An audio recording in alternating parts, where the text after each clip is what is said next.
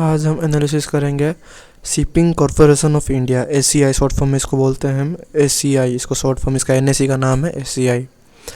आज का क्लोजिंग है 2212। आज का डिक्लाइन हुआ है -3.88%। 20 दिसंबर का क्लोजिंग प्राइस है ये। इसके बाद इसका बीएसई कोड है 523598।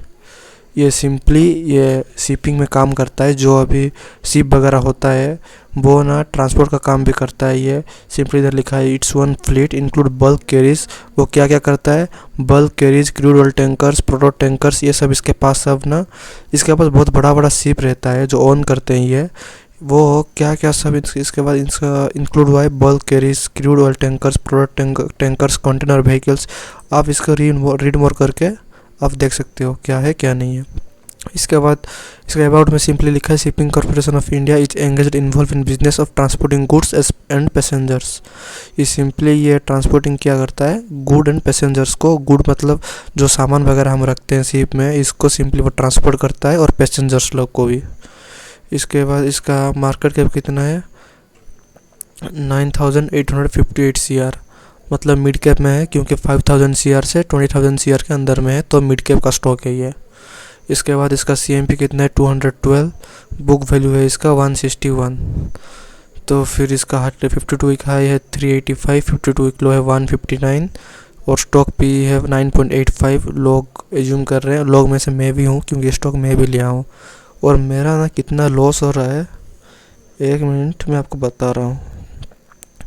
ग्रो ऐप में कितना लॉस चल रहा है मेरा? ग्रो ऐप में मेरा सिंपली लॉस चल रहा है 1500 का लॉस चल रहा है। और जेरोधा पे चल रहा है मेरा लॉस सिंपली 3000।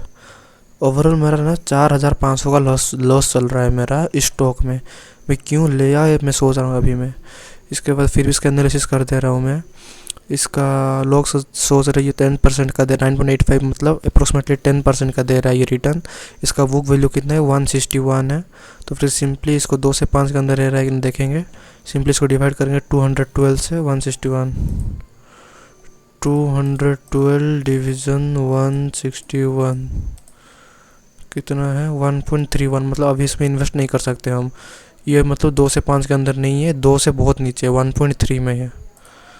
मैं तो ख़रीदा था, क्या बोलूँ आपको, मैं ख़रीदा था, एक मिनट मैं आपको बता रहा हूँ।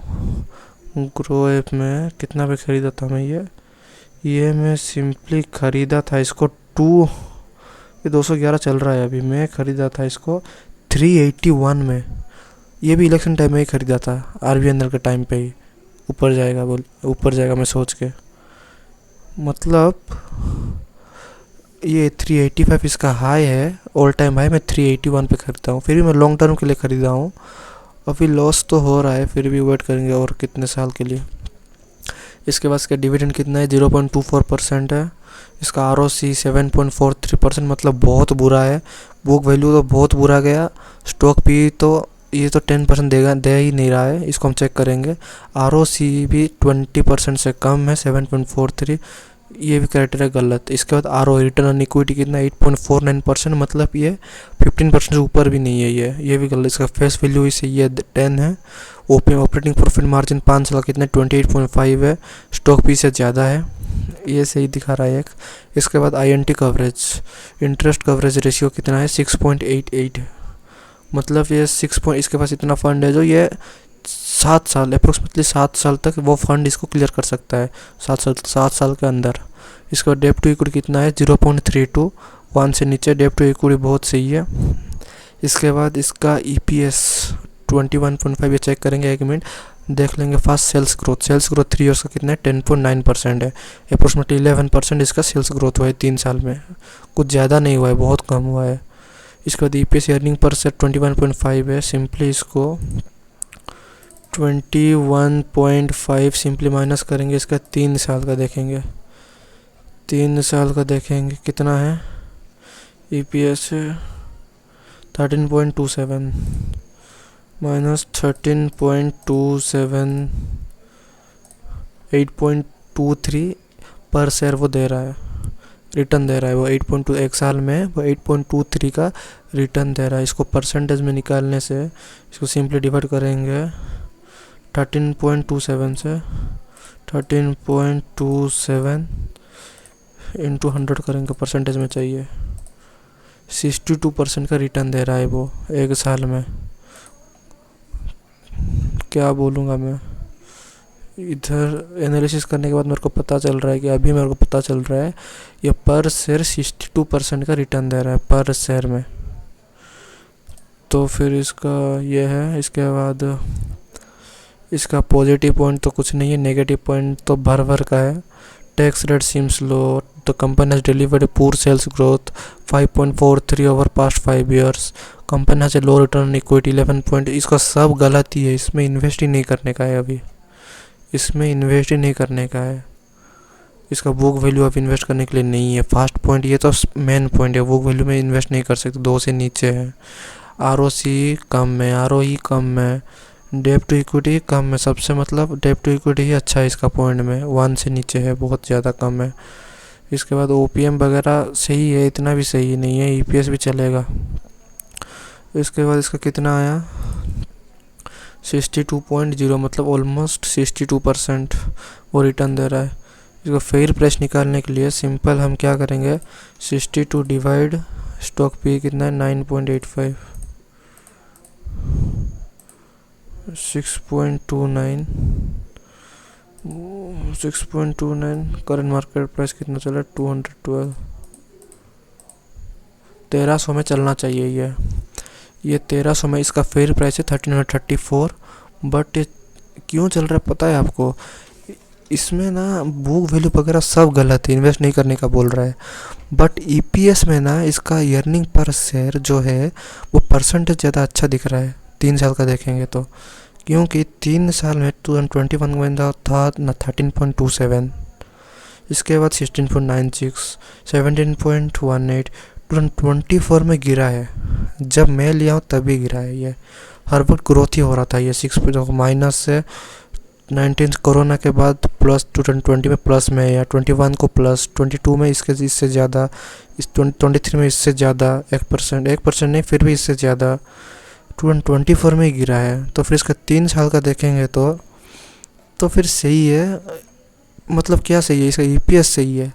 तो फिर इसीलिए वो ईपीएस को देख के वो दिखा रहा है 1334, ऑलमोस्ट 1330 का इसका करंट प्राइस होना चाहिए, बट ये चल रहा है 212। फिर भी इसका बुक वैल्यू तो दिखा नहीं रहा है अब इन्वेस्ट करने के लिए, तो फिर आप फंडामेंटल नहीं जा सकते इन्वेस्ट करने के लिए। इसका ये सब नेगेटिव पॉइंट है, कुछ भी पॉजिटिव नहीं चल रहा है। इसका जैसा सेम स्टॉक ये सब है, Sadhav global, offshore, ABS marine, SR shipping, transworld ship, G shipping को, ये सब स्टॉक है इसके जैसा ही सेम। इसके बाद इसका क्वार्टर रिजल्ट, ये सब इसका क्वार्टरली रिजल्ट है इसका। इसके बाद इसका प्रॉफिट एंड लॉस, ये सब प्रॉफिट एंड लॉस दिखा रहा है क्या है क्या नहीं है। 2024 का ये क्या रिपोर्ट बहुत ख़राब है इस साल का। 2025 को कुछ कर सकता है तो कर सकता है, बोल नहीं सकते कुछ। ये बैलेंस शीट, कैश फ्लो और शेयर होल्डिंग पैटर्न। प्रोमोटर्स के पास है 63.75, ईयरली बेसिस पे देखते हैं 63.75। एफआईए के पास है 5.61, डीआईए के पास है 3.64, पब्लिक के पास है 27। अभी पब्लिक के पास ज़्यादा हो गया देखो 23.7, क्योंकि मैं लिया था ये, एक मिनट, मैं लिया था इसको मार्च में नहीं, इलेक्शन के टाइम पे। इलेक्शन कब था, हाँ वो मार्च अप्रैल में मैं लिया था, जून के टाइम का था, हाँ मैं मार्च अप्रैल में लिया था मैं। ये 23.74 था, अभी इसका पब्लिक का ज़्यादा हो गया। डीआई वगैरह सब सेल कर दिया शायद, इसीलिए 7.87 से 3.64 हो गया मार्च से सितंबर। हाँ डीआई सेल कर दिया इसीलिए गिरा है शायद, कुछ बोल नहीं सकते क्या क्या नहीं है। इसके बाद इसका टेक्निकली देखेंगे, इसका टेक्निकली क्या है क्या नहीं है। टेक्निकली बहुत फॉल हो रहा है, अभी इसको नहीं लेने का ही बेहतर है। अभी इधर ये एक मस्त स्ट्रॉन्ग वाला का रेड कैंडल बना है, इसको ब्रेकआउट करके ट्रेंड लाइन को 3 सर्कल जो मैं ड्रॉ किया हूँ, इधर वो सपोर्ट ले रहा है ट्रेंड लाइन को, इधर ब्रेक कर दिया, इधर ब्रेक कर दिया, फिर इसका और एक सपोर्ट है इधर इसको ब्रेकआउट किया, तो फिर इधर 174, 174 के बाद डायरेक्ट 150। बहुत बड़ा वाला लॉस होने वाला है मेरा। शायद इसको मैं क्या करूँगा पता नहीं चल रहा है। लॉन्ग टर्म के लिए रखा हूँ इसीलिए साइलेंट बैठा हूँ मैं, कुछ पता नहीं चल रहा क्या करूँ मैं। इधर मैं स्टॉप लॉस रखा था, फिर ही मैं सोचा कि ये चल जाएगा। इसके बाद लॉन्ग टर्म के लिए रखा था इसीलिए मैं कुछ बेचा नहीं, कुछ नहीं किया। अभी चल रहा है 211, मैं ख़रीदा हूँ 380। कहाँ ख़रीदा मैं? इधर मैं ख़रीदा। वो इलेक्शन के टाइम में एक दिन में ही वो चल रहा था, ऑल टाइम हाई मारा, तब भी ख़रीद लिया था मैं मार्केट के टाइम पे। वही दिन ही वो गिरा के इधर आ गया 345 को, 345 तक आ गया। इसके बाद डायरेक्ट फॉल ही फॉल भाई पूरा। देखते हैं क्या होता है। फिर भी मेरे को लगता रहा है इसका फंडामेंटल डेप्थ वगैरह सब क्लियर हुआ है तो फिर जा सकता है। लॉन्ग टर्म के लिए तो मैं रखा हूँ, बट ये गलत है भाई, ये स्टॉक नहीं रखना चाहिए था मेरे को। मेरे से गलती हो गया ये स्टॉक रख के।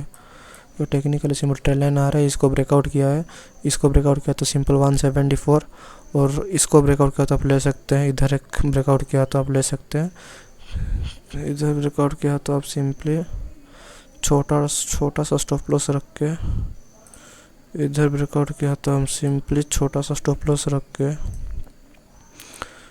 ये वाला स्टॉप लॉस रख के इधर से टारगेट आप रख सकते हो। सिंपली 31 पॉइंट का टारगेट, 15 पॉइंट का स्टॉप लॉस। 1:1 1:1 कैसे हो गया? 15 पॉइंट का है, मतलब आपका 1 टारगेट होगा तो ये हाफ ना आपका स्टॉप लॉस होगा, 0.5 आपका स्टॉप लॉस होगा। अभी आप इस पर इन्वेस्ट नहीं करके आप इसको इग्नोर करने से बेहतर है, क्योंकि मैं ये एनालिसिस कर दिया कि इसको भी लेना है। आप एक बार देख सकते हो क्या है क्या नहीं है।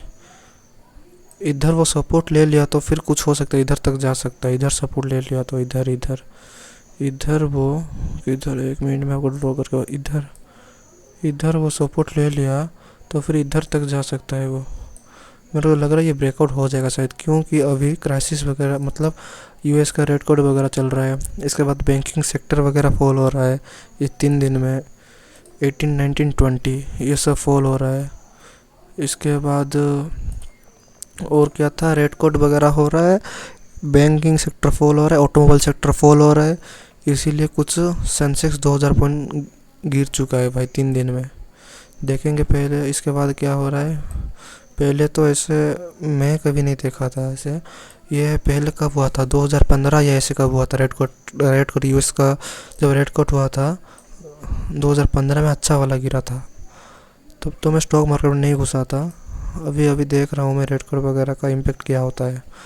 आज देखोगे तो मेरा मतलब स्टॉक लिस्ट में सब लाल भाई, सब लाल, कोई भी ये नहीं है। पॉजिटिव एक होगा ये वाला जो स्टॉक में सुबह आपको बताया था। ये कौन सा वाला था ये? हाँ, पीएच कैपिटल, एक पीएच कैपिटल ही होगा, और सब लाल भाई। ऐसी आरबीएनएल तो एक दिन में देखो कितना गिरा है, 15 पॉइंट। एशिया 8.5। और कितने दिन जाने के बाद ये वाला स्टॉक लाएंगे, कल या परसों, मदरसन सुमी वायरिंग, ये शायद स्मॉल कैप का है, ये भी लाएंगे। थैंक यू, आज के लिए इतना ही। Bye bye. Like and share and subscribe कर दीजिए।